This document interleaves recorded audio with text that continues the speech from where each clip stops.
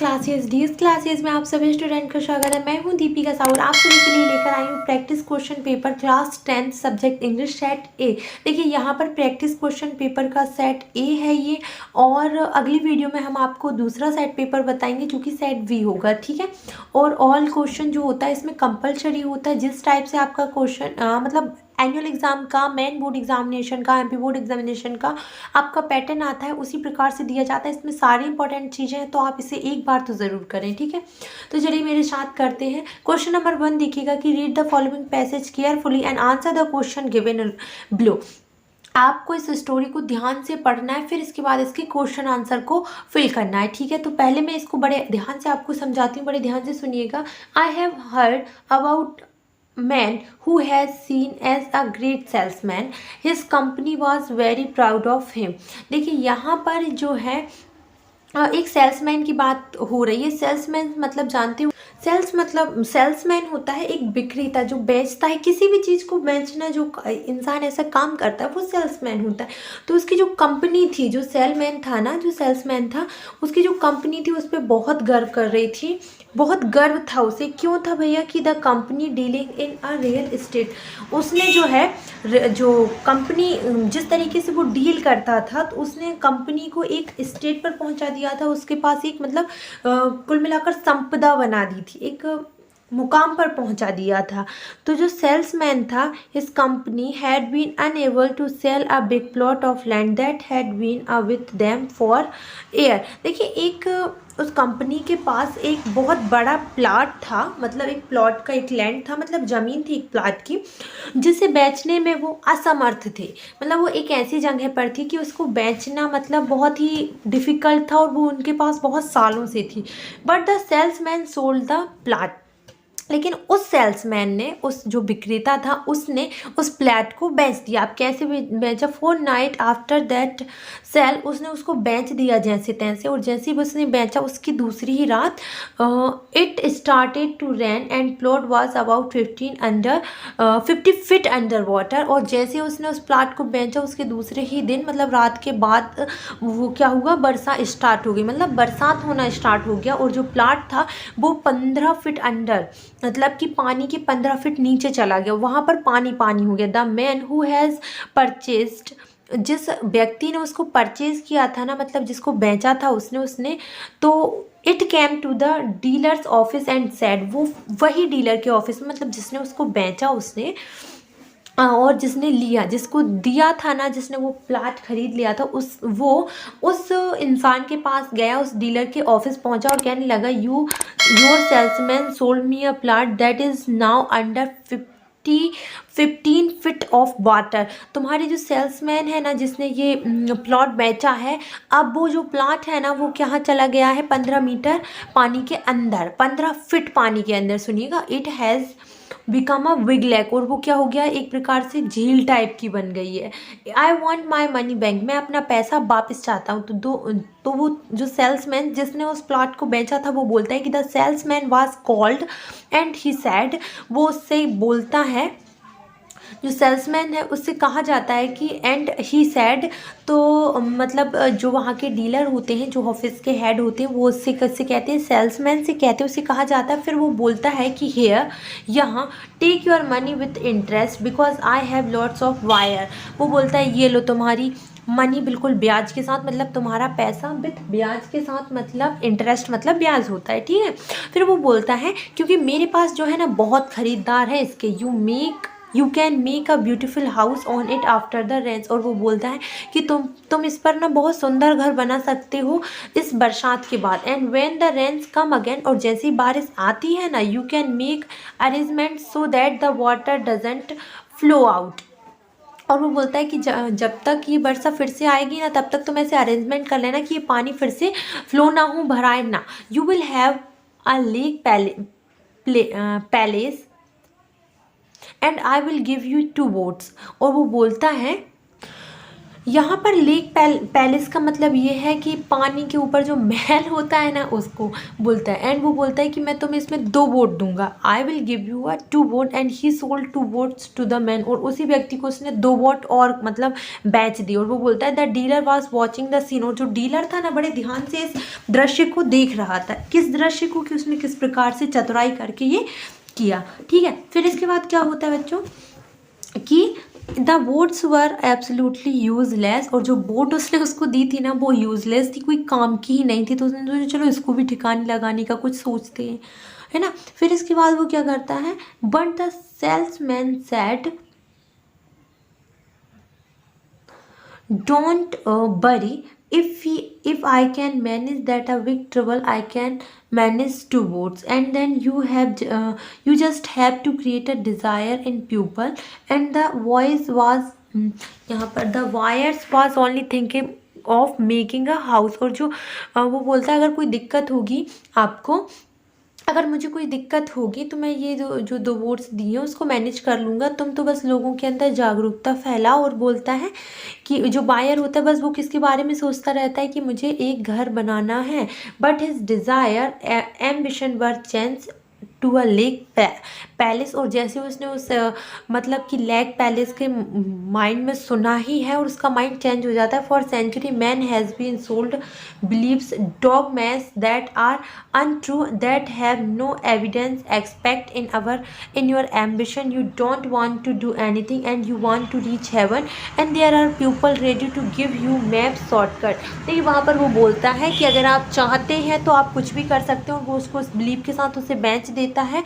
और फिर क्या होता है, वो बोलता है कि लोग बागा वो मतलब यहाँ पर बहुत सारे लोग हैं जो तैयार है तुम्हें मैप शॉर्टकट देने के लिए, लेक पैलेस बनाने के लिए। तो इस टाइप से उसने एक मतलब बहुत बड़ी डील क्रैक कर ली, इतना मतलब एक ऐसा प्लाट बेच दिया जो कोई लेना नहीं चाहता था, बहुत चतुराई के साथ। तो देखिए यहाँ पर what did the salesman sell to the buyer in the story, जो सेल्समैन है उसने बायर मतलब जो लेना वाला था, जो खरीदने वाला था, उसको क्या बेचा था, अ प्लॉट ऑफ लैंड। क्या बेचा था, अ प्लॉट ऑफ लैंड, मतलब वो ही ज़मीन का टुकड़ा जो कि कोई लेना नहीं चाहता था। यहाँ पर देखिए ये, ठीक है, आंसर है आपका ये।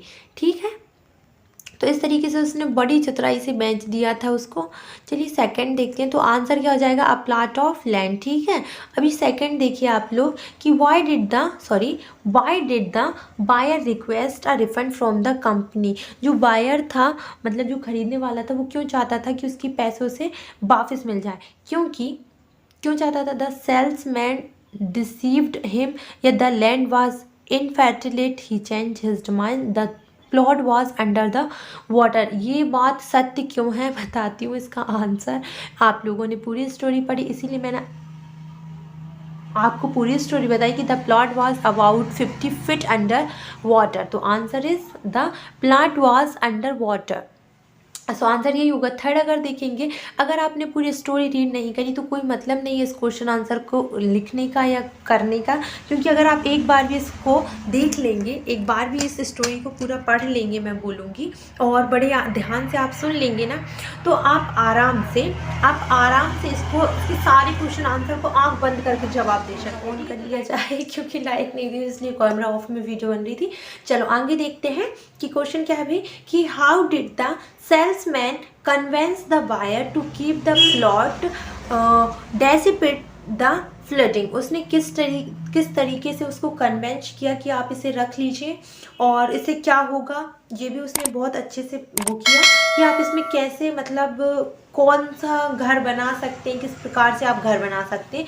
तो क्या उसने ऑफरिंग किया था कि रिफंड ले लीजिए, या फिर उसने बोला था गैव हिम अ डिस्काउंट, हम आपको एक डिस्काउंट देते हैं, या फिर सजेस्ट बिल्डिंग अ स्काईक्रॉपर। नहीं, ऐसा कुछ नहीं किया था। उसने किया था प्रॉमिस्ड अ लेक पैलेस। उसने एक मतलब क्या बोलते हैं वो झील वाला घर बनता है ना जिसको बोलते हैं महल, झील महल या फिर जो भी बोलते हैं, सो वही बनाने का उसने उसको प्रॉमिस्ड कर दिया था कि आप कुछ दिन मैनेज कर लीजिए, हम ऐसा कर लेंगे। ठीक है, तो ये था क्वेश्चन नंबर 4। अपन 5th देख लेते हैं क्या है। According to the story what was humanity been sold for a century. देखिए इसमें यहाँ पर बताया गया था कि वैसे तो वैल्यूज एंड डॉगम्स मतलब मान्यताएं और मत और क्या बोलते हैं धारणाओं की बात होती है। तो अकॉर्डिंग टू दिस पैसेज उसने बोला था कि वो मतलब घर बनाते हैं या ह्यूमैनिटी होती है वो सेंचुरी के लिए मतलब होती है, या किसी भी चीज़ को हम सेंचुरी के लिए सोल्ड कर लेते हैं। तो यहाँ पर बिलीव्स एंड डॉगम्स मतलब धारणाएं और मत की बातें की गई थी, जो मान्यताएं हैं उनकी। ठीक है, so according to this passage ही बता रहे हैं। आप क्वेश्चन नंबर 2 देखते हैं भाई कि read the following passage carefully and answer the question given below. आपको इस पैसेज को बड़े ध्यान से पढ़ना है, फिर इसके आंसर देने। तो देखिए आप यहाँ पर फर्स्ट में देखेंगे pollution is the intermixing of harmful substance known as a pollution with the natural environmental components. यहाँ पर बताया गया है कि जो पॉल्यूशन है वो बहुत हार्मफुल है हमारे इन्वायरमेंट के लिए, मतलब बहुत नुकसानदायक है हमारे पर्यावरण के लिए।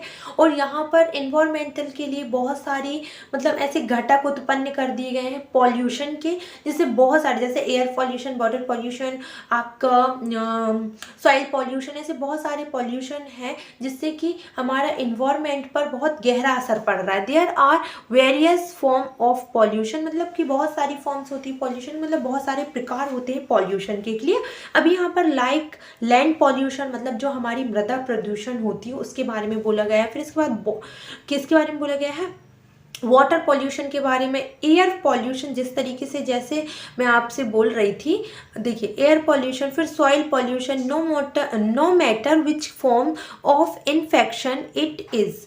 देखिए ये मैटर नहीं करता कि कौन सी फॉर्म आपको इन्फेक्ट कर रही, बट ये है ना कि आपको इन्फेक्शन हो रहा है इस चीज़ का, है ना।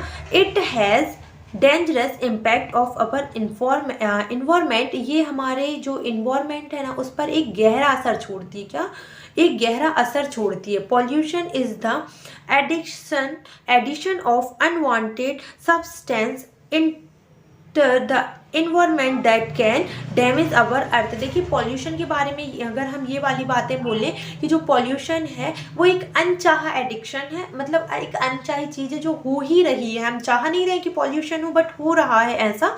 फिर इसके बाद ये जो है हमारे पर्यावरण को बहुत डैमेज कर रहा है, क्षतिग्रस्त कर रहा है। इसके बाद हमारे जो अर्थ है, हमारी जो पृथ्वी है, उसको भी भारी मात्रा में नुकसान है। There are 4 main types of pollution. यहाँ पर मतलब वैसे तो बहुत सारे पॉल्यूशन है लेकिन 4 मुख्य पॉल्यूशन है, 4 मतलब ऐसे हैं मुख्य प्रदूषण है आपके, जो कि आपका वाटर पॉल्यूशन मतलब कि आपका जल प्रदूषण, एयर पॉल्यूशन हवा मतलब जो आपकी वायु प्रदूषण जिसे बोलते हैं हवा, मतलब सॉइल पॉल्यूशन से मतलब यहाँ पर है आपका क्या, मृदा प्रदूषण से। इसके बाद नॉइज पॉल्यूशन मतलब कि ध्वनि प्रदूषण होता है भाई, ये जो है मेन। ये वैसे तो बहुत सारे पॉल्यूशन है बट मेन सोर्स क्या है या मेन पॉल्यूशन बोले तो ये 4 है। कौन कौन से भाई, कि वाटर पॉल्यूशन, आपका soil pollution, air pollution, noise pollution. Clear. अभी हम all kind of pollution are a result of, क्या है, रिजल्ट ऑफ, चलिए आगे देखते हैं, केयरलेसली एक्टिविटी बाय मैन। ये जो आपको बताया गया है कि जो एक मिनट रुकिएगा, all kind of pollution are a result of, सारे पॉल्यूशन का रिजल्ट क्या निकलता है, एकमात्र कि इससे क्या हो रहा है, केयरलेसली एक्टिविटी बाय मैन। ये जो सारे पॉल्यूशन है उनकी जड़ क्या है, प्रकार क्या है बोले तो कई प्रकार से हम ही मतलब जैसे हमारे घर में जितना भी कूड़ा कचरा निकलता है हम बाहर फेंक देते हैं, है ना। इसके बाद जैसे गाय बछड़े अगर कोई खत्म हो जाते हैं, शांत हो जाते हैं, तो नर्मदा जी में उनको प्रवाहित कर दिया जाता है। तो बहुत सारी केयरलेसली जो हमारी हम मतलब जो इंसान है उनके द्वारा जो एक्टिविटी होती है केयरलेसली, मतलब जो हम कर देते हैं जानबूझकर नहीं, लेकिन कोई वो नहीं है, मतलब हम अनदेखा कर देते हैं चीज़ों को, तो हमारी वजह से भी हो रही है। We dump waste directly into water bodies. देखिए हम क्या करते हैं, जो मैंने जैसे अभी बताया, उसके बाद which result in water pollution. देखिए हम कई बार जैसे कि डायरेक्टली बॉडीज़ को डाल देते हैं, जैसे मैंने अभी जस्ट बोला आप सभी को, मैं बोलना नहीं चाहती बस ही मेरा माइंड ख़राब हो जाता है ये सब चीज़ें बोल के, शांत वगैरह ये सारी चीज़ें बोल के। तो जिसका रिजल्ट क्या होता है, जैसे हम वाटर पे बहुत सारी चीज़ें डाल देते हैं, ऐसी चीज़ें जो मतलब कूड़ा कचरा, हवन कुंड, फूल वगैरह, ये सारी चीज़ें डाल देते हैं। कई बार बॉडीज़ डाल देते हैं, जैसे मैंने आपसे सभी चीज़ों को बताया कि जानवर वगैरह की बॉडीज़ डायरेक्ट चली जाती है, उसमें जलाते वलाते नहीं है, डायरेक्ट।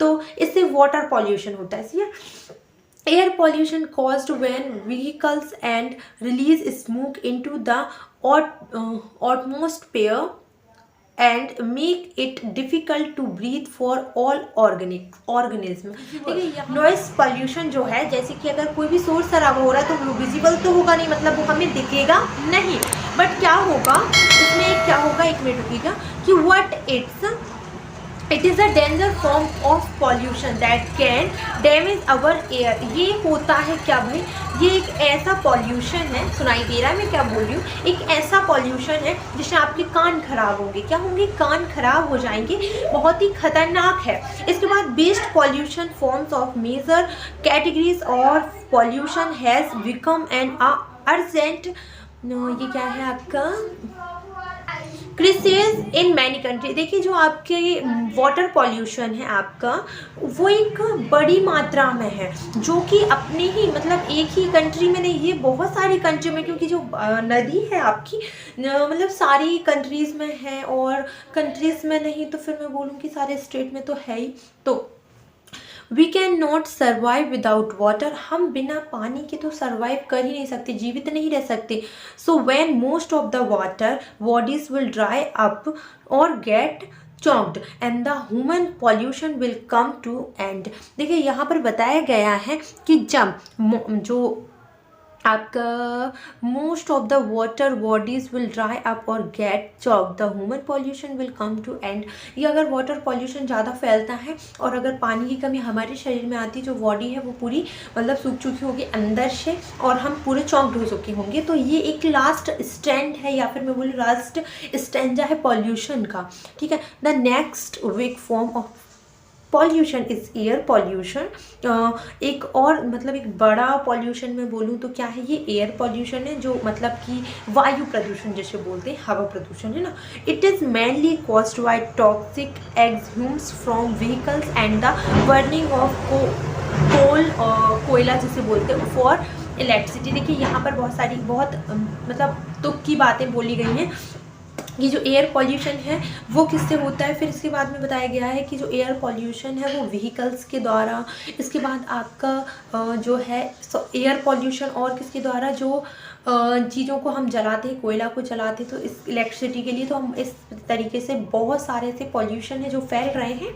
अब हम चलिए इसके क्वेश्चन आंसर देख लेते हैं। फर्स्ट है कि what is the primary cause of air pollution mention in the passage. यहाँ पर प्राइमरी कॉज्ड बाय मतलब सबसे मेन घटक अगर मैं बोलूँ तो पॉल्यूशन का क्या बताया गया है कि बर्निंग ऑफ कोयला फॉर इलेक्ट्रिसिटी। एयर पॉल्यूशन का मेन मोटिव क्या है, मैं बोलूँ मेन क्या है, तो अभी हमने जस्ट पढ़ के निकले हैं, इसको भी एक प्रकार से एयर पॉल्यूशन बोलेंगे, नॉइस पॉल्यूशन, नॉइस। सो यहाँ पर देखिए लास्ट में ये दिया है कि बर्निंग ऑफ कोयला फॉर इलेक्ट्रिसिटी, ठीक है। तो एयर पॉल्यूशन का सबसे मेन कारक क्या है ये। सेकंड वाला देखिए बच्चों कि एक मिनट रुकिए, सी है ये, क्यों। सेकंड आपका ये कि which form of pollution is not visible but can damage our air. मैंने जस्ट अभी बताया कि कौन सी चीज़ जो है आप देख नहीं सकते हैं, मैं टिक भी कर देती हूँ, चलिए, जिसे आप देख नहीं सकते हैं लेकिन वो होता है और वो अपने कान को डैमेज कर सकता है। तो समझ गए आप लोग कौन सा, नॉइज़ पॉल्यूशन, जैसे कि मैंने आपको अभी बताया। चलिए अपन थर्ड देख लेते हैं, है ना। चलिए थर्ड ये कि what is the consequence of dumping waste directly into water bodies and इसके बाद according to the passage। देखिए मतलब यहाँ पर ये बताया गया है कि जो हम बॉडीज़ को पानी में डालते हैं तो इससे जो है क्या, कौन सा पॉल्यूशन हो रहा है, तो यहाँ पर वाटर पॉल्यूशन सबको पता है। इसके बाद फोर्थ अगर हम देखेंगे बच्चों ये वाला कि what does the passage suggest about the human pollution is the context of pollution। यहाँ पर आपको बताना है it will come to an end, इसका एक अंत तो होगा ही भविष्य में कभी ना पॉल्यूशन का। तो ये हमने लास्ट वाली लाइन में पढ़ा। what is the identify as the main cause of air pollution is relative to vehicles। यहाँ पर आपको बताना है कि जो आपका एयर पॉल्यूशन है जिससे किस व्हीकल से रिलेटेड बताया गया है या किससे कंपैरिजन, किसको आइडेंटिफाई किया गया है, तो टॉक्सिक एक्सह्यूम्स को, ठीक है। चलिए आगे देखते हैं question number 3। Read the following passage carefully, make note and सब अप्लाई अ सबटाइटल। आपको इसमें नोट्स बनाने हैं। आप यहाँ पर नंबर देख लीजिएगा, नंबर कितना है बच्चों, 4 नंबर का है, मतलब 3 नंबर का आपका नोट हो गया और आपका 1 नंबर का सबटाइटल। अगर आप यहाँ ध्यान से देखेंगे ना बच्चों की education is the essential thing for our life and it helps in the growth of human civilization. या फिर इसके बाद बोलेंगे कि education is necessary to understand the universe around us. देखिए एजुकेशन जो है, जो अध्ययन है, पढ़ाई है, वो हमारे लिए एक महत्वपूर्ण भूमिका निभाती है हमारी ज़िंदगी में।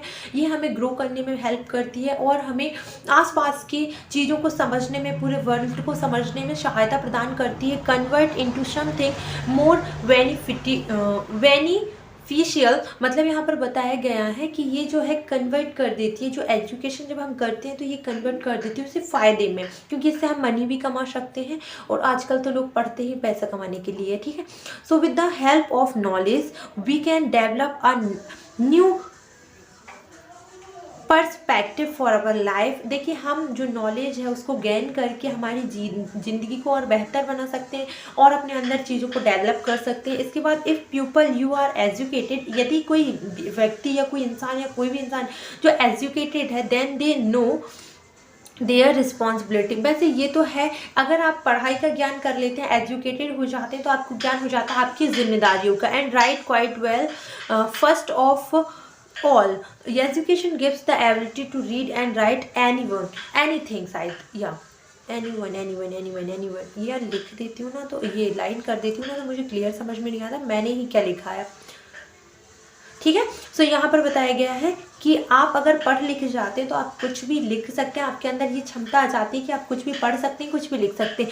अ good education is extremely essential for everyone is grow and succeed in our life.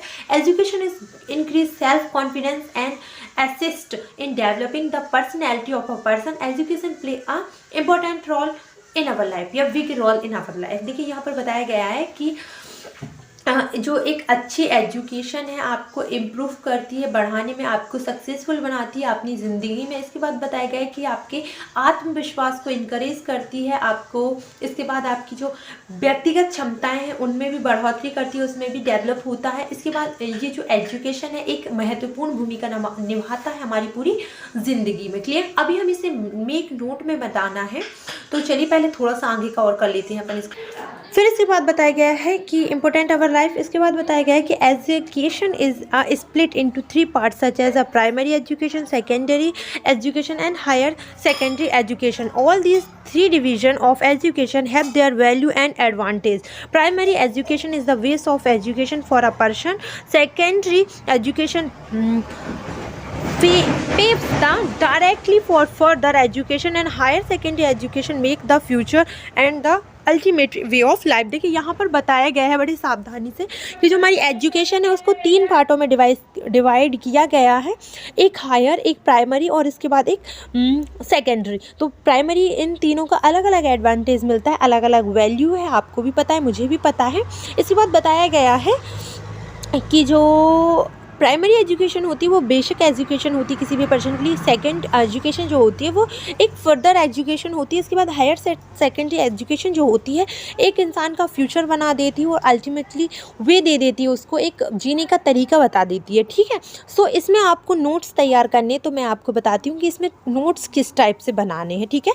सब पॉइंट्स वाले मैंने नोट्स बना चुकी हूँ, तो इसमें मैं सिर्फ पॉइंट वाले नोट्स बनाना चाहूँगी ताकि आपको दिक्कत ना हो। क्लियर? तो चलिए हम बताते हैं पॉइंट कैसे बनते हैं। डॉट से डॉट स्टार्ट करते हैं, जैसे यहाँ से लेकर यहाँ तक 1 पॉइंट हो गया ये आपका। अगर हम सेकंड पॉइंट की बात करते हैं तो हमने सेकंड पॉइंट लिया कि education play a big role in our life, ये हो गया सेकंड भैया। थर्ड वाला अगर हम लेते हैं तो चलिए थर्ड वाला भी बहुत अच्छा है कि एजुकेशन के बाद यहाँ पर ये था ना, education is split into 3 parts such as a primary education and higher education. तो ये 3 पॉइंट हो गया, तो यहाँ पर आपको 3 पॉइंट मिल गए। अगर अपन 4th पॉइंट की बात करेंगे ना बच्चों, तो यहाँ पर से भी ले सकते हैं कि education increase self confidence and in developing the personality of a person. यहाँ पर आपका 4th पॉइंट तैयार होगा, सॉरी 3 लिखना, मैंने 4th लिखना था तो 4th पॉइंट बन गया। इस टाइप से आप अपने पॉइंट्स लिखिए और इसका जो टाइटल रहेगा वो रहेगा एजुकेशन, दैट इज़ इनफ। और इस टाइप से अगर आप मेक्स नोट बनाएंगे और सब टाइटल देंगे तो आई होप कि आपको 4 में से 4 ही नंबर मिलेंगे। ठीक है, चलिए आगे देखते हैं। आप अपन को सेक्शन बी में क्या करना है भैया, यू आर अ कुशल शर्मा। आप क्या हैं भूल जाइए, आप जो भी हैं फलाना ढिमकाना, आप जो है कुशल शर्मा है। और कहाँ पढ़ रहे हैं, आप पढ़ रहे हैं हायर सेकेंडरी नयनपुरा में। Write an application to your principal for fee concession. आपको फी कंजेक्शन के लिए आपको क्या करना है, एप्लीकेशन फिल करनी है। तो मैं तो इसमें एप्लीकेशन लिखने वाली हूँ। अगर आपको ये वाला लेटर भी चाहिए कि आपको आपके बर्थडे पार्टी में किसी को बुलाना है, अगर आपको ये चाहिए तो आप मुझे कमेंट कर दीजिएगा, मैं वो लेकर आ जाऊँगी। बट अभी इस वाले क्वेश्चन में मैं क्वेश्चन 4 का फर्स्ट वाला करूँगी। ठीक है, चलिए देखते हैं। देखिए यहाँ पर हम स्टार्ट करेंगे टू द प्रिंसिपल। देखिए ये मेरा पुराना एड्रेस लिखा हुआ है यहाँ पर, तो यहाँ पर आपको लिखना है क्या बताते हैं, चलिए। गवर्नमेंट हायर सेकेंडरी, तो आप HSS लिखा है तो वही लिखना। यहाँ पर आप लिखना गवर्नमेंट HHS। यहाँ पर लिखना है आपको मयाना की जगह पे नयनपुरा। क्या लिखना है बच्चों, नयनपुरा। ठीक है, फिर आप यहाँ पर MP लिख दीजिएगा। अब subject and application for full fee conjunction, जो आपको लिखाना है ना, मतलब जिस पे से लिखना है, फॉर लिखते हैं ना, फिर उसके बाद फी कंजेक्शन लिखते हैं वहीं पर। तो आप यहाँ पर फुल की जगह पर ये छोड़िए फी कंजेक्शन लिखिएगा। ठीक है, फिर हम मैटर बनाते हैं। चलिए सर जल्दी से। Sir I beg to see that I am a student of class 10th of your school.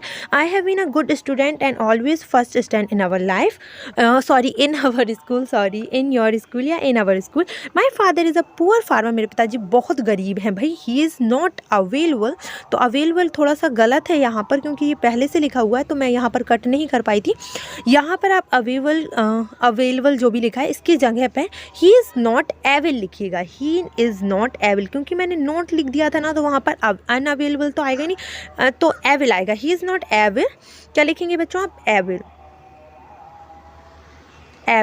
To bye माई फ़ी, मतलब पे माई फ़ी, आई एम सो सॉरी, पे माई फ़ी। मतलब आपको यहाँ पर बताना है कि ही इज़ नॉट, मतलब वो इतने एबल नहीं है, इतने सक्षम नहीं है कि आपकी जो फ़ी है, मतलब आपकी जो फ़ीस है वो दे सकें, पे कर सकें। तो kindly grant me issue my full fee conjunction या फ़ी कंजेक्शन। ठीक है, इसके बाद आपको थैंक यू लिखना है, तो आप थैंक यू यहाँ पर भी लिख सकते हैं, कोई गलत नहीं। फिर यहाँ पर योर ओविडेंटली की स्पेलिंग में बिल्कुल गलती ना करें बच्चों, क्योंकि इसमें बहुत सारे नंबर कट जाएंगे आप सभी के, और 1 नंबर तो पक्का कट जाएगा अगर पूरी जो है आपकी एप्लीकेशन सही है तो। नेम यहाँ पर जयंत शर्मा ना लिखिएगा बच्चों, आपको लिखना है यू आर अ कुशल शर्मा। मैंने बोला ना कुशल, अच्छा नाम है वैसे। यहाँ पर आप लिख दीजिए कुशल शर्मा। क्या लिख दीजिए, कुशल शर्मा। ठीक है, यहाँ पर आपकी एप्लीकेशन होती है एंड। चलिए हम आगे की ओर देखते हैं कि क्या है। अब देखिए बच्चों, अगर आप आगे बढ़ेंगे तो यहाँ पर है राइट एन ऐसे on the any one of following topics in 150 words. यहाँ पर आपको कोई भी ऐसे देना है, तो अपन आगे देखते हैं। चलिए कि इसमें देखिए इम्पोर्टेंस ऑफ यहाँ पर दूसरा है ये unemployment problem, importance of tree, science and man and value of games and sports. तो मैंने यहाँ पर इम्पोर्टेंस ऑफ ट्री लिखा है। अगर आप इसके अलावा कुछ और लिखें या आपको पैराग्राफ लिखना है तो पैराग्राफ भी लिख सकते हैं। और सोशल मीडिया का पैराग्राफ जो है एडवांटेज और डिसएडवांटेज के ऊपर से, वो मैं पहले से करवा चुकी, तो इसलिए मैं यहाँ पर इम्पोर्टेंस ऑफ ट्री लेने वाली हूँ। ठीक है, अगर हम इम्पोर्टेंस ऑफ ट्री की बात करते हैं तो trees are essential part of environment, they make the environment in beautiful fit of the existence of various species of organism. देखिए यहाँ पर बताया गया है ऑर्गेनिज्म लाइफ। देखिए यहाँ पर ये बताया गया है कि जो ट्री है हमारी ज़िंदगी में एक महत्वपूर्ण भूमिका निभाते हैं, हमारे जो इन्वायरमेंट है, हमारे पर्यावरण में एक महत्वपूर्ण भूमिका निभाते हैं। दे make the environment beautiful and fit. तो यहाँ पर बताया गया है कि ये जो हमारा ट्री है वो हमारे इन्वायरमेंट को, हमारे पर्यावरण को ब्यूटीफुल और क्लीन रखता है। ये वेरियस सोर्स से, मतलब बहुत अलग अलग प्रकार से हमारे ऑर्गेनिज्म लाइफ को, मतलब हमारी जो जीव जंतुओं की ज़िंदगी है उसमें एक महत्वपूर्ण भूमिका निभाता है। On the earth will not be possible without trees, they are important to us in many ways, I would not be wrong to say that trees give us life. अगर आपको बताया जाए कि जो हम हमारी ज़िंदगी है विदाउट ट्री कुछ भी नहीं है, हमारी ज़िंदगी जो है इसमें बहुत महत्वपूर्ण भूमिका निभाते हैं पेड़ कई प्रकारों से। और इसके बाद यहाँ बताया गया है कि अगर मैं ये कहूँ कि जो हमारी पेड़ पौधे हैं उन्होंने हमें ज़िंदगी दी है तो इसमें कोई बुराई नहीं है या फिर मैं गलत नहीं हूँ। अभी हमें यहाँ पर बताना है कि बेनिफिट्स ऑफ ट्री। तो tree make the environment clean and beautiful. जो बेनिफिट है ट्री के ये क्या है, जो ट्री है उसको क्या बनाता है, इन्वायरमेंट को क्लीन बनाता है और ब्यूटीफुल बनाता है। अगर आपको इसको वर्ड टू वर्ड समझना है तो मैंने अलग से वीडियो बना दी है और मैं डिस्क्रिप्शन में लिंक दे दूँगी if you are saying so अगर आप कमेंट करेंगे तो आपको मिल जाएगी वो वीडियो, बट अगर नहीं करेंगे तो फिर आप खुद ही ढूंढ लेना। Trees provides clean oxygen to us by observing यहाँ पर बताया गया है कि contaminated and poisonous carbon dioxide from our environment. कि ये क्या करती है, ये हमें ऑक्सीजन क्लीन मतलब हम ये जो होते हैं ट्रीज़ वो ऑक्सीजन छोड़ते हैं, कार्बन डाइऑक्साइड लेते हैं, मतलब ये हमें क्लीन ऑक्सीजन देते हैं जिसको हम लेते हैं, और ये जो पॉइजनस वाली है मतलब जो जहरीली कार्बन डाइऑक्साइड इसे छोड़ते हैं। हम थर्ड वाला देखेंगे कि many living species living and tree, मतलब बहुत सारी जो प्रजातियां हैं जीव जंतुओं की वो ट्री पर ही निर्भर है उनकी ज़िंदगी। इसके बाद हम बात करेंगे आगे। तो tree from the natural habits of many animals birds and insect. जो ट्री है वो मतलब बहुत लोगों की या जानवरों की, पक्षियों की और जो जीव जंतु हैं उनका क्या है, उनकी नेचुरल हैबिट है, मतलब उनके ना व्यवहार में ही है ये, मतलब वो रिएक्ट करते हैं, रहन सहन खाना पीना वहीं का है। और एनिमल्स बर्ड्स इंसेक्ट सभी जो हैं वो प्रकृति से जुड़े हैं, पेड़ों से जुड़े हैं। इसके बाद अगर हम फोर्थ लिखेंगे कि tree helps reduce air water and noise pollution, मतलब जो हम ट्री है ना वो आपका वायु प्रदूषण, वाटर मतलब जल प्रदूषण, नॉइज मतलब कि ध्वनि प्रदूषण को क्या करता है, रिड्यूस करता है, कम करता है। Tree prevent erosion of the land and prevent floods. ये क्या करता है, जो पेड़ पौधे होते हैं वो मिट्टी के कटाव को, इरोजन को, अपरदन को रोकते हैं, और मतलब जो मिट्टी का अपरदन होता है उसको रोकते हैं, और फ्लड्स को भी प्रिवेंट करते हैं, मतलब बाढ़ को भी रोकते हैं। इसके बाद trees in the summer season gives shade to the animal. यहाँ देखते हैं, चलिए आगे देखते हैं, सॉरी।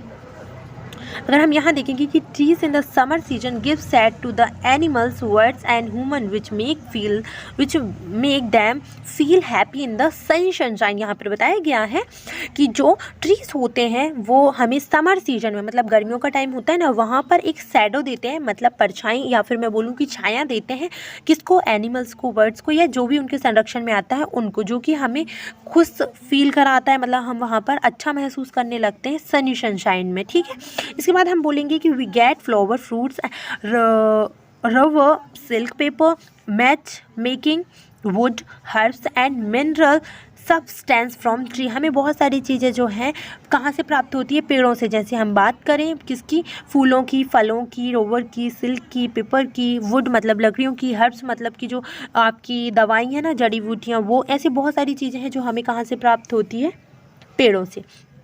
अगर हम कंक्लूजन की बात करते हैं बच्चों, तो the tree is our valuable asset if we are continue to exploit it then this wealth will and.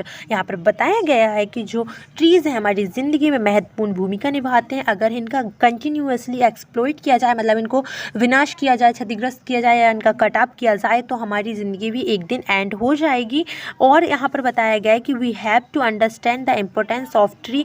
हमें ज़रूरत है जो पेड़ों की महत्ता है उसके बारे में समझने की, because they are the protector of the whole nature. ये क्या है, जो क्योंकि ये जो नेचर है, प्रकृति है, उसके प्रोटेक्टर है, मतलब उनको संरक्षण प्रदान करते हैं, इसीलिए ये बहुत ज़्यादा इंपॉर्टेंट है। अगर आपका कोई वर्ड छूटा हो या आप चाहते हैं इसका मीनिंग, तो मैंने अलग से इंपॉर्टेंस ऑफ ट्री की वीडियो बना रखी है, मैं आपको डिस्क्रिप्शन में लिंक दे दूँगी, आप वहाँ से चेकआउट कर लीजिएगा। चलिए आगे बढ़ते हैं। क्वेश्चन नंबर 6 देखते हैं। On the basic of the picture given below describe the impact of mobile on student. आपको बताना है कि जो मोबाइल का असर है स्टूडेंट की ज़िंदगी। यहाँ पर बताया गया है कि mobile phone is a device of communication. It is the one of the most easiest and fastest made of communication. Mobile mobile poses several technical specification like internet browsing. Student use smartphone to browse internet and find study material. It is access to online learning यहाँ पर बताया गया whatever we want to access uses of mobile phone is very harmful for our health. देखिए यहाँ पर बताया गया है कि जो मोबाइल फ़ोन है ना, जो कम्युनिकेशन का बोले मतलब किसी से बातचीत करने का, किसी से कम्युनिकेट करने से, किसी से जुड़े रहने का सबसे फास्टेस्ट तरीका है, सबसे ईजीएस्ट वे है ना। क्योंकि हमें किसी से भी बात करना है, टाइप कर लो, किसी से भी बात करना है, कॉल कर लो, ठीक। और इसमें बहुत सारी टेक्निकल चीज़ें भी हैं। और बच्चे जो हैं कई बार स्मार्टफ़ोन का यूज़ किसके लिए करते हैं, स्टडी के लिए करते हैं। लेकिन क्या होता है कई बार मोबाइल का यूज़ ऐसी चीज़ों के लिए भी किया जाता है जो कि हमारे लिए अनयूज़फुल है। और हम जो चाहते हैं हम वो, जैसे सोशल मीडिया पे हम किसी को देख रहे हैं, इन्फ्लुएंसर को देख रहे हैं आपके, तो उसी में हम टाइम वेस्ट कर रहे हैं। तो मोबाइल जो है एक तरीके से बच्चों के लिए हार्मफुल भी है, उनकी हेल्थ के लिए उनको सुस्त बना देता है ना। और एक तरीके से अच्छा भी है अगर आप उससे स्टडी कर रहे हो तो, ठीक। तो ये था मतलब मोबाइल का असर बच्चों पर अगर बोले तो, ठीक है। अगर आपको ये अच्छा ना लगा हो तो कुछ और ट्राई करके देख लीजिएगा, शायद वो समझ में आ जाए, है ना। चलिए बच्चों अपन सेक्शन सी देखते हैं। सेक्शन सी में है फर्स्ट वाला कि her uncle is MLA। M ऐसे लिखा आता है बच्चों, ए आता है मतलब ए जो है आपका क्या है, एक हिंदी वॉवेल है। और अगर हिंदी वॉवेल आ रहा है तो आप आंख बंद करके क्या यूज़ करिए, एन। तो आंसर है एन। देखिए ये जो सेट ए है ना, प्रैक्टिस टेस्ट पेपर अगर मैं बोलूँ, या प्रैक्टिस सेट ए पेपर बहुत इंपॉर्टेंट है, और सेट भी उससे भी ज़्यादा इंपॉर्टेंट। तो आप बड़े ध्यान से देखिएगा वीडियो को, ठीक है। चलिए आगे देखते हैं सेकंड वाला। आंसर क्या है इसका, ए है। वाइट से किया तो शायद दिखा नहीं, ए है। सेकंड वाला देखेंगे, हिज ग्रैंड मदर डाइड। अब किससे डाइड हुई है, मतलब शांत किससे हुई है, गॉड फॉरबिड ऐसा ना हो बट हो चुकी हैं। किससे हुई हैं, कैंसर से हुई हैं। तो इसका आंसर है ऑफ, क्योंकि हमेशा कभी भी कोई डिसीज से ख़त्म होता है, शांत होता है, तो हमेशा ऑफ यूज़ होता है। थर्ड वाला देखेंगे बच्चों, the train had left the station before blank there. यहाँ पर आपको बताना है कि यहाँ क्या आएगा। तो इसमें बोला गया था कि जो ट्रेन है वो पहले से जा चुकी थी मेरे पहुँचने के पहले, मतलब मैं वहाँ पहुँचा उससे पहले ही ट्रेन जा चुकी है। तो यहाँ पर आंसर आएगा reached. The train had left the station before we reached there. हमारे वहाँ पहुँचने से पहले ही वो ट्रेन जो थी जा चुकी थी। चलिए फोर्थ वाला देखते हैं बच्चों। फोर्थ में क्या आएगा, वॉक केयरफुली। एक मिनट रुकिएगा। चौथा वाला देखिएगा, walk carefully blank you will fall down. आप क्या करिए, बड़े ध्यान से चलिए, नहीं तो आप गिर जाएंगे। तो यहाँ पर क्या आएगा, और आएगा। नहीं तो, जब भी नहीं तो आता है मतलब और आएगा। फिफ्थ वाला देखिए बच्चों, there are blank flower in this garden. अब आपको बताना है यहाँ मैनी आएगा, मच आएगा, एनी आएगा। देखिए एनी की कंडीशन होती है क्या, जहाँ नेगेटिव सेंटेंस होता है। मच मैनी की अगर हम बात करते हैं बच्चों, तो मच मैनी का मैं यूज़ डिस्क्रिप्शन में अटैच करवा दे रही हूँ। आप दो या 3 मिनट की वीडियो है, बट आप उसमें क्लियर हो जाएंगे। लेकिन अभी हम बात कर रहे हैं कि देयर आर, यहाँ पर क्या आएगा, तो यहाँ पर बच्चों मैनी आएगा। मैनी की एक कंडीशन होती है, इन शॉर्ट में समझ लीजिए आप लोग, कि जहाँ पर भी प्लूरल आ रहा है और काउंटेबल आ रहा है तो वहाँ पर हमेशा मैनी आता है। अगर हम 6th की बात करते हैं ना, we blank to respect our elder. हमें क्या करना चाहिए, हमारे जो एल्डर हैं उनकी क्या करना चाहिए, रिस्पेक्ट करना चाहिए। क्या करनी चाहिए, रिस्पेक्ट। तो यहाँ पर शुड आएगा। क्वेश्चन नंबर 8 देखिएगा। 1 मिनट आप ना क्वेश्चन 6 वाले को थोड़ा सा रीचेक कर लीजिएगा, बाकी सही है बट फिर भी कर लीजिएगा। डू एज डायरेक्टेड की अगर हम बात करें तो यहाँ पर फर्स्ट देखेंगे, unless he invites me I want attend the party. यहाँ पर बताया गया यदि वह मुझे इन्वाइट नहीं करेगा तो मैं वो बर्थडे पार्टी अटेंड नहीं करूँगा। ठीक है, अभी हमें इसको बनाना है तो मैं यहाँ पर आपको लिख कर बताती हूँ। इफ़ ही डज़ नॉट, आपने लिखा if he does not invite. क्या बच्चों, इन्वाइट क्या आएगा, he does not invite. If he does not invite मी, आपको इस तरीके से बनाना है बच्चों। If he does not invite मी, बड़े ध्यान से देख लीजिएगा। फिर इसके बाद बताना है कि I want attend the party, बस इतना करना है आपको। तो ये लिख लीजिए आप लोग, if he does not invite. ठीक है।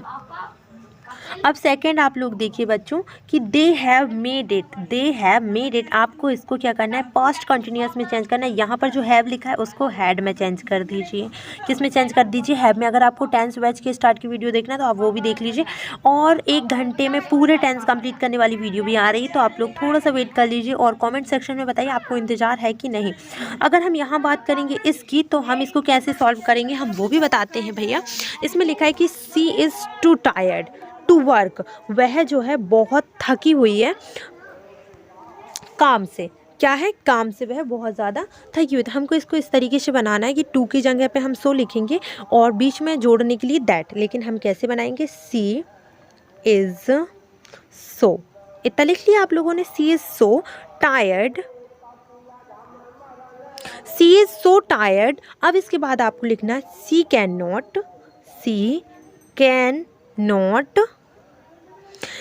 Not work. यहाँ पर ये वर्क लिखा है ना, आप वर्क लिख दीजिए, है ना। पहले आप ये लिख लीजिए, फिर मैं बताती हूँ आपको। सी इज़ टू की जगह पे so, she is so tired, she can not बोलिए वर्क, मतलब वह इतनी थकी हुई है कि वह काम नहीं कर सकती। अब मैंने ऐसा क्यों लिखा, देखिए यहाँ पर जो सब्जेक्ट यूज़ होता है वही यहाँ यूज़ करते हैं। और अगर यहाँ पर आप देख लीजिए पॉजिटिव सेंटेंस है तो कैन लिखिए, और पॉजिटिव नहीं है, वैसे तो पॉजिटिव नहीं होता है, ठीक है। तो आप यहाँ पर कैन नॉट लगाकर, हमेशा कैन नॉट लगाकर, एक स्ट्रक्चर बोल रही हूँ, ध्यान से सुनिएगा।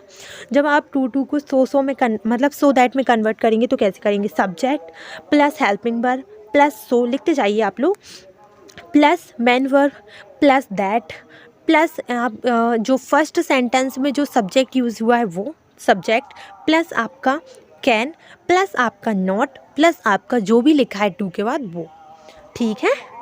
इतना आप कर लेंगे तो आप समझ लो जंग जीत गए। फिर इसके बाद आप चौथा देखेंगे बच्चों की ही कट हिज फिंगर, उसने अपनी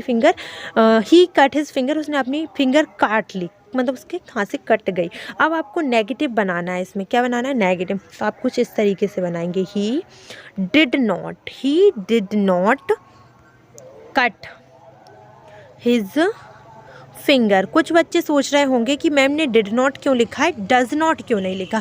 तो बच्चों आपको मैं ये याद दिला देती हूँ कि यहाँ पर ही के साथ कट आया है, और अगर ये प्रेजेंट इंडेफिनिट टेंस होता ना तो इसके साथ कट के साथ एस या ईएस होती। चूँकि जो कट है और पुट है उनकी तीनों जो फॉर्म होती है वो कट पुट होती, तो ये कन्फ्यूज करने के लिए हमेशा आता है। तो आप ध्यान से करिए इसको, ठीक है। फिफ्थ देखेंगे, अनुज इज़ प्लेइंग चेस। अनुज जो है क्या खेल रहा है, चेस खेल रहा है। तो इसको पैसिव वॉइस में कन्वर्ट करना है, तो ध्यान से लिखिए आप लोग। मैं लिख रही हूँ, चेस लिखा आपने, इज विंग, क्या लिखा, चेस इज विंग प्लेड, यहाँ पे मिसिंग है, मतलब एल मिसिंग है, प्लेड लिख लिया। अब आप लिखेंगे बाय, और ये सब्जेक्ट है ना इसका नाम लिख दीजिए, मतलब बाय अनुज, ठीक है। आपने लिखा chess is being played by Anuj, chess is played by Anuj. Six वाला देखिए, the boy is my best friend, the boy is standing in the corner. देखिए आपको बताना है कि वो कहाँ खड़ा है, फिर उसके बाद आपको बताना है रिलेशन, ठीक है। आपको यहाँ पर हु लिखना है, the boy who is standing in the corner is my friend, मतलब आप ऐसे लिखेंगे, मैं बताती हूँ, the boy who is standing in the corner, यहाँ से फिर लिखना इज़ माई बेस्ट फ्रेंड, ठीक है। चलिए आगे बढ़ते हैं बच्चों सेक्शन डी की तरफ, जिसमें क्वेश्चन नंबर 9 लिखा हुआ है, मल्टीपल चॉइस क्वेश्चन है। The dust of snow affect the poet why, making him superior, या फिर making him energetic, change his mood, या फिर मेकिंग हिम सैड। मतलब जो डस्ट ऑफ स्नो उसके ऊपर गिरी थी, मतलब जो स्नो उसके ऊपर गिरी थी डस्ट उसकी, उसने उसका क्या किया था, उसका मूड चेंज कर दिया था, ठीक है। क्वेश्चन नंबर 2 देखिए बच्चों कि according to Nelson Mandela what is country's greatest wealth, country की ग्रेट वेल्थ क्या होती है, it's mineral, it's people, it's traditional, या फिर इट्स फॉरेस्ट, बताइए। आगे क्या है, according to Nelson it's people, answer क्या है बच्चों, इट्स प्यूपल। थर्ड है Anne Anne Frank wrote her diary while, Anne Anne Frank ने उनकी डायरी कब लिखी थी, while hiding with her family, while playing with her family, while a trip, while working. आपको बताना है इसका आंसर कि एन एन फ्रैंक ने उसकी डायरी कब लिखी थी, while hiding with her family, मतलब उनकी फैमिली से छुप कर, जब वो मतलब सबसे अकेली हो गई थी ना जब। फोर्थ देखिए बच्चों, according to Amanda freedom is, मतलब जो अमांडा है उसके अकॉर्डिंग जो है फ्रीडम क्या है, पेनफुल। इसका रीचेक कर लीजिएगा, ठीक है। क्वेश्चन नंबर 10 देखिए बच्चों, read the following extract from the prose and answer the question given below. आपको इसका आंसर देना है इस एक्सट्रैक्ट का। तो the young seagull was alone on his ledge, इसका रटाया है his two brother and his sister had already flown away the day before. तो इसमें बताया गया है कि जो यंग सीगल था वो उसके लेज में, उसकी हद में, उसकी जगह पर वो अकेला था, उसके दो भाई और उसकी दो बहनें, सॉरी उसकी एक बहन वहाँ से पहले ही फ्लो हो चुकी थी, उड़ चुकी थी। He had been afraid to fly, उसको उड़ने में डर लगता था और वो कैसे भी छोटी सी जंप लेता था, छोटी सी दूर जाता था और उसके मतलब जैसे वो फड़फड़ाने की, उसके विंग्स को फड़फड़ाने की कोशिश करता था ना बच्चों, और जैसे ही वो मतलब ऐसे फ्लैप करता था तो और वो वैसे ही डरा जाता था, सहम जाता। इसके बाद बताया गया है कि the great expensive of sea stressed down beneath, उसके नीचे एक महान विशाल सागर था, and it was such a long way down reels down, उसके मतलब नीचे जाना और उसको मतलब पूरा पार करना बहुत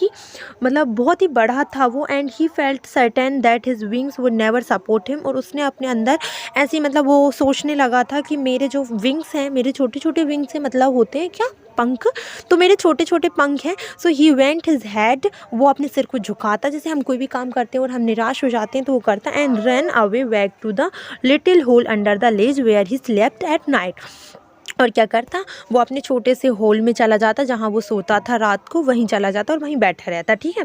चलिए क्वेश्चन आंसर फिल करते हैं। अगर आपको एक्सट्रैक्ट पूरे समझने हैं तो मैंने इंपॉर्टेंट एक्सट्रैक्ट के नाम से प्लेलिस्ट तैयार करी हुई है, आप वहाँ से चेकआउट कर लीजिए, ठीक है। What happened when the young seagull ran to the brink of the ledge, ये बताइए कि क्या होता था जब वो यंग सीगल जो है भागते हुए अपनी लेज की तरफ आ जाता था।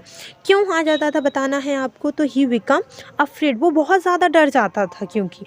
सेकंड वाला देखिए बच्चों कि where did the young sleep at night, मतलब जो छोटा बच्चा था ना सिगल का, वो कहाँ पर सोता था, on a tree, under the Lay's, in water. तो अंडर द लेज देखिए यहाँ पर बताया गया था आप सभी को, कहाँ बताया गया था, यहाँ पर कि little hole under the Lay's when he slept at night, ठीक है। क्वेश्चन नंबर 3 देखिए कि द वर्ड लिटिल मीन्स क्या होता है, बच्चे को पता है यार। विग मतलब या स्मॉल मतलब होता है छोटा और लिटिल मतलब होता है छोटा, दैट मीन्स आंसर यही है।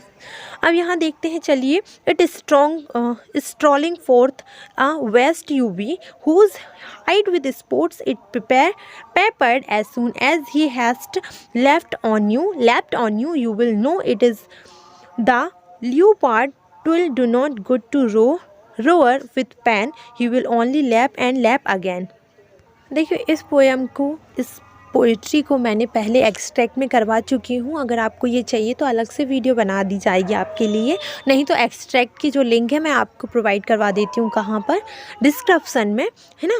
तो थोड़ा सा वीडियो लॉन्ग हो गया है तो दिक्कत आएगी मुझे अपलोड करने में, इसलिए। बट इसके आंसर आप टिक कर लीजिए कि एक फर्स्ट किस में से लिया गया है, द बोल पोएम में से। सेकेंड क्या है बच्चा इसका, who has written this poem, किसने लिखी है, तो ये लिखी है कार्लो वेल्स ने। और थर्ड वाला आंसर है कि what does the word waste means क्या होता है, इंसेक्ट होता है, ठीक है। तो ये आप लोग कर लीजिएगा। और ये देखिए आपके क्वेश्चन आंसर कि क्वेश्चन नंबर 11 दिया है कि answer the following question, what did लैंचो hope for, ये आपका लिया गया है first A letter to God में से। What made the woman in the control center look at the narrator strangely, ये लिया गया है आपका ब्लैक एरोप्लेन्स में से। उसके बाद आप थर्ड देखेंगे बच्चों, तो क्या लिखा है कि why did Anne want to keep a diary, ये आपका लिया गया है किस में से, Anne Anne Frank, diary of Anne Anne Frank. Why is Coorg compare to heaven, ये लिया गया है आपका two story about the Coorg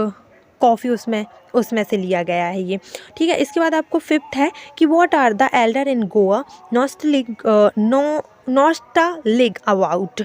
यहाँ पर ये लिया गया है वेकर फ्रॉम गोवा में से, या एंड ये लिया गया है what did miss do to the walks, ये मिसबल द ऑटर मिसबल उसमें से लिया गया है। क्वेश्चन नंबर 12 देखिए बच्चों, आंसर द फॉलोइंग क्वेश्चन आपको दिया गया according to Frost what are the two different view about end of the world. Fire and ice में से लिया गया है, ये टाइगर इन द जू ये अमांडा में से लिया गया है। और इसके बाद 13 वाला देखेंगे आप, आगे देखिए, चलिए आप स्क्रीनशॉट लेकर सारे क्वेश्चन आंसर को ढूंढ लें और बढ़िया से कर लें रिवाइज, क्योंकि ये क्वेश्चन आपके सेट ए में है। प्रैक्टिस सेट ए पेपर बहुत इंपॉर्टेंट है आप सभी के लिए, तो इसको करना ना भूलें और अपने फ्रेंड्स को ये वीडियो शेयर कर दीजिए ताकि वो भी इसको सॉल्व करके आसानी से अच्छे नंबर प्राप्त कर सकें बोर्ड एग्जामिनेशन में। Thank you so much for watching this video. देखिए कल की वीडियो में हम आप सभी को बताने वाले हैं सेट बी का पूरा प्रैक्टिस पेपर का पूरा सॉल्विंग पेपर। सो आप प्लीज़ विजिट करिए हमारे चैनल पर DS क्लासेस पर और बेल आइकन को प्रेस कर लीजिएगा जिससे वीडियो की नोटिफिकेशन आप सभी को पहले मिल सके।